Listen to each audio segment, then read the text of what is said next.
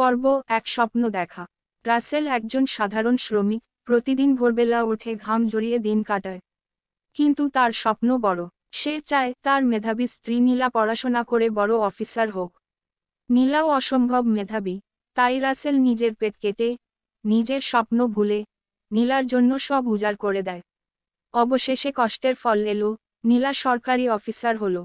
রাসেলের মনে আনন্দের বন্যা। সে ভাবে, আমার ভালোবাসা, আমার ত্যাগ সার্থক হলো।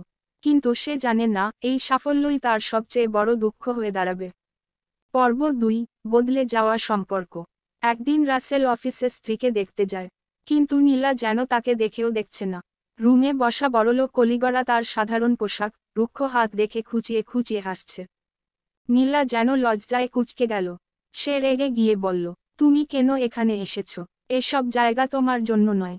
রাসেল বিস্ময়ে স্তব্ধ। এই কি সেই নীলা, যার জন্য সে নিজের জীবন উজাড় করে দিয়েছিল? কিন্তু নীলা বদলে গেছে। এখন সে ধনী, শিক্ষিত, ক্ষমতাবান। রাসেল তার জন্য শুধুই একটা অতীতের ভুল।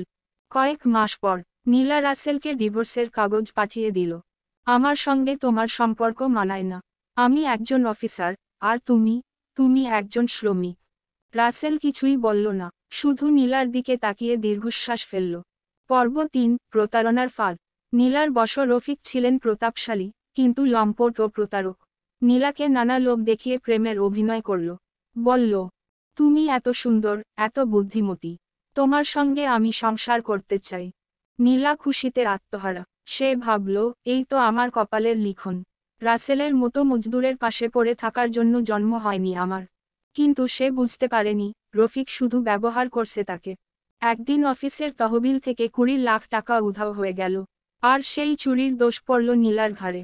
নীলা বোঝানোর চেষ্টা করল, আমি কিছু করিনি, আমি নির্দোষ। কিন্তু ততক্ষণে দেরি হয়ে গেছে। রফিকই তার বিরুদ্ধে সাক্ষী দিল। আদালত নীলাকে ৫ বছরের জন্য জেলে পাঠিয়ে দিল। রফিক হেসে বলল, সরি ডার্লিং, আমি তো আগেই বিবাহিত। নীলা ধপ করে বসে পড়ল। তার সব স্বপ্ন, সব অহংকার আজ ধূলিসাৎ। পর্ব ৪, উত্থানের গল্প। এদিকে রাসেল, সে চোখের পানি মুছে শক্ত হয়ে গেল। একদিন যে তার অপমান করেছিল, তাকে ভুল প্রমাণ করার জেদ তাকে আগুনের মতো জ্বালিয়ে দিল। সে নিজের ব্যবসা শুরু করল। রোদে পুড়ল, বৃষ্টিতে ভিজল, ঘুমহীন রাত কাটল। বছর ৫ পর রাসেল এখন একজন নামকরা শিল্পপতি।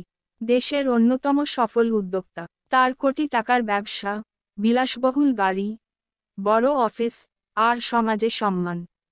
পর্ব ৫, প্রতিশোধের মুহূর্ত। নীলা জেল থেকে ছাড়া পেল। নিঃস্ব, একা, সমাজের চোখে চোর। কেউ তাকে চাকরি দিতে চায় না। অনেক খোঁজাখুঁজি করে জানতে পারল, রাসেল এখন দেশের সেরা ব্যবসায়ী।